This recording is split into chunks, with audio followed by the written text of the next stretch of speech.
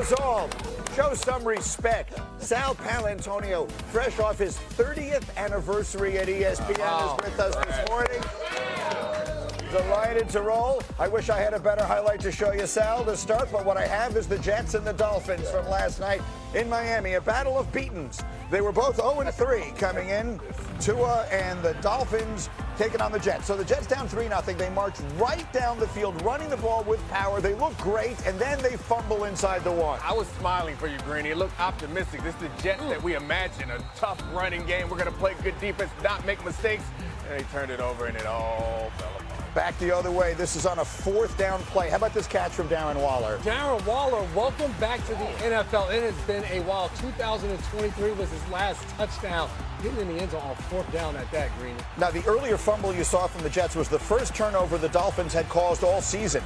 Here comes the second disaster. Oh, yeah, this is the problem with that. You're faced with a quarterback that can do exceptional things with his legs. There's never a play they want to give up on, but sometimes you're going to give it up. Jets kick a field goal. They're down 10-3 at the half. The Jets then fumble the opening kickoff of the second half, and then this horrendous play happens. In the 3rd and 8, don't worry, we're not going to show you the replay of Tyreek Hill's leg. It's not something that you want to see this morning. One of those devastating injuries. Graziano will have more on this as we go this morning. But a devastating moment, obviously, for Hill. The injury is a serious one. Anyway, as the play continues, too easy. Darren Waller, second touchdown, Dolphins up 17-3. And then just when it looks completely over, ensuing Jets drive, going for it on a 4th and 1, Justin Fields doing something that not too many other human beings could do. Yeah, I think this is what he had in mind when we had the fumble earlier. He has this level of athleticism and his capability to get the fans a little excited. He had over 340 total yards of offense. Dolphins respond with a touchdown. Jets down 24-10. Garrett Wilson, touchdown catch, but hold on. Is this offensive pass interference? Absolutely. X2 DB? Yeah. Come on, Greeny. Call that more often. Yeah, push off. Horrible call. 24-13. The Jets now down 2 touchdowns, and it's Fields. For reasons known only to them, the Dolphins single cover Garrett Wilson. That's a bad man. The other catch that didn't count, this one was even more impressive. Look at the feet right there. That is unbelievable. Garrett Wilson. Oh. They need to push off. Jets go for the 2. They get it, so it's 27-21. They need an onside kick, and those almost never work, and here's one example of that. And so the Dolphins, on a night where they lose Tyreek Hill to a terrible-looking injury, keep their season alive. They win it by a score of 27-21. Let's start with the most important storyline here, Dan. What do we know about the injury to Tyreek? Yeah, as Adam Schefter reported this morning, multiple torn ligaments, including the ACL. In addition, he dislocated his kneecap. So when they rush him to the hospital, because that can also mean artery damage, nerve damage. They have to assess what it is.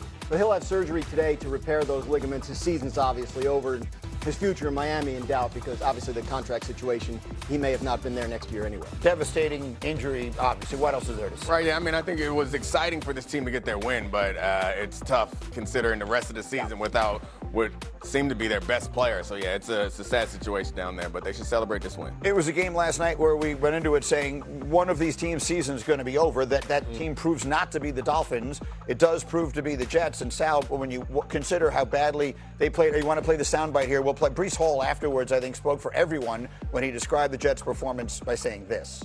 It's a tale of, 3 out of our 4 losses. Teams will shoot themselves in the foot, and we come back and shoot ourselves in the head. So you can't win.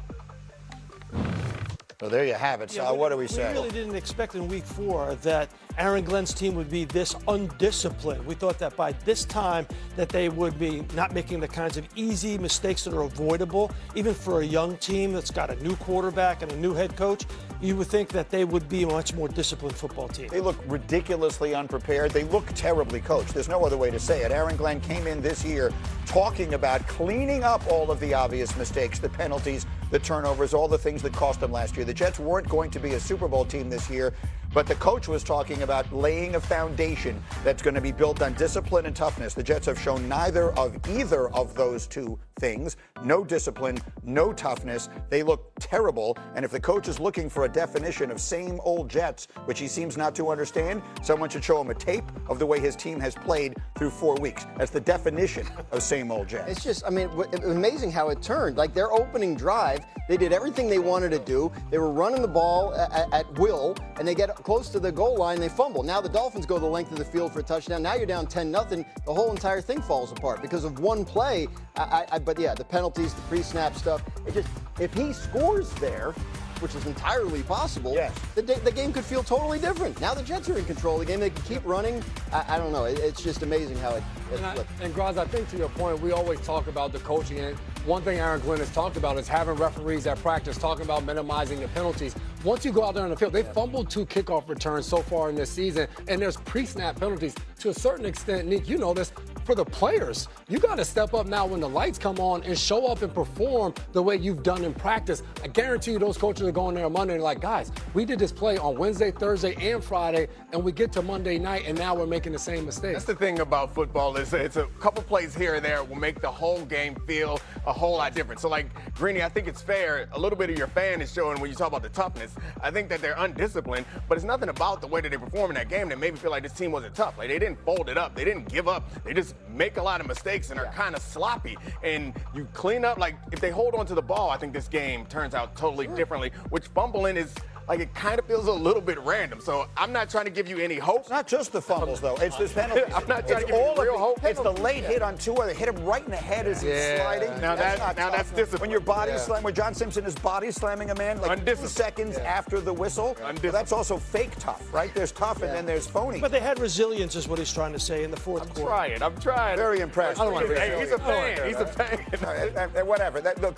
this is a national show. The Jets are not worth any more time than we have already given them. Let's move on to the other disaster that was last night. That's a newsflash, right? The Bengals, not so good. Bo Nix and the Broncos hosting Cincinnati last night. Bo Nix, he's good. This on a 3rd and 5, takes it himself. Oh, yeah, Bo Nix is a great athlete. Sometimes you forget it, but he's not going to let the Bengals forget it on that play. Meanwhile, the Bengals' frustration is going to start to show. This is Jamar Chase with 10 yards on a 3rd and 20. The Bengals had 159 total yards and 9 first downs. And you saw a lot of moments like this on the sideline. We're going to talk a lot about it. Meanwhile, look at Marvin Mims the other way. Getting it done, an end around. You see that for every NFL team out there. You want to get a wide receiver the ball, just hand it off to him once in a while. And then how about this play? Look at Cortland Sutton. So the difference in this offense from week to week really depends on Bo Nix's accuracy. When he's accurate, this offense is good. And he put it right on his chest. Bengals did not do well in 1st and long last night. This is 1st and 20, and it's a team meeting at the quarterback. Bengals offense just had nothing going, and look again, Jamar Chase, we got to talk about what this is all going to add up to. 5 minutes left. The ball game is essentially over anyway, but here comes R.J. Harvey, 28-3, the final score. You see the looks on those faces, not what they were expecting. After the game, Jamar Chase active on social media. The first post says, "Man, y'all better leave me alone." And he had like a couple of crying, laughing